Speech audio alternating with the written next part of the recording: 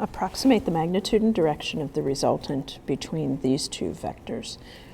I'm going to start with the fact that there's a 45-degree angle between them. So I'm going to place one vector on the horizontal axis.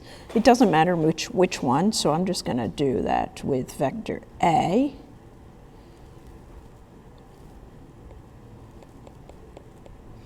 And then vector B is going to go at a 45-degree angle coming up from this point.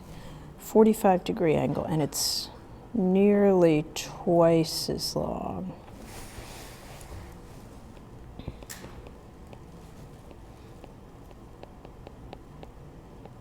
Here's how to find the resultant.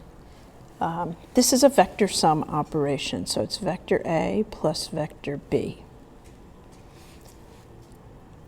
You're going to want to break each vector into its components, and to help visualize that, I'll work that down here. Here's vector A.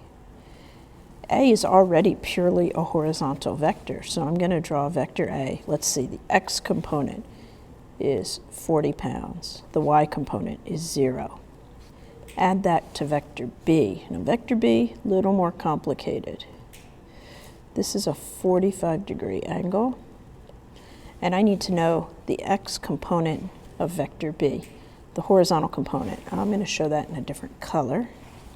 This is the x component of that vector. This is 70 cosine 45 degrees, because the cosine of 45 degrees is the adjacent side divided by the hypotenuse.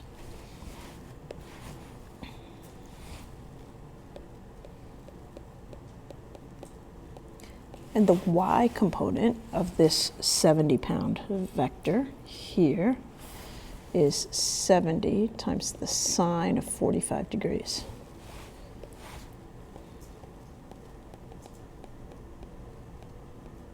This is how you write that you're going to add two vectors together. Now, to add them, you're going to add the horizontal components separately from the vertical components.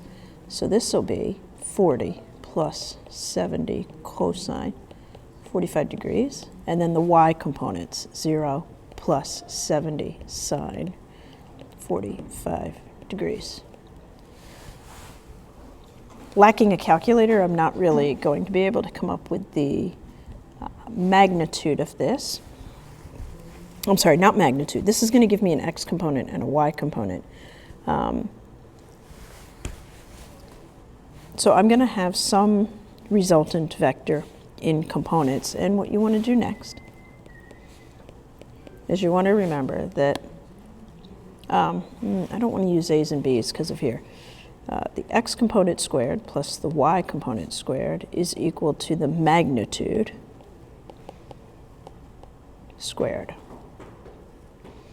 This is a Pythagorean theorem operation. This will find you the magnitude of the resultant vector. In other words, you're going to have some amount of force. Here's the x component. Here's that y component.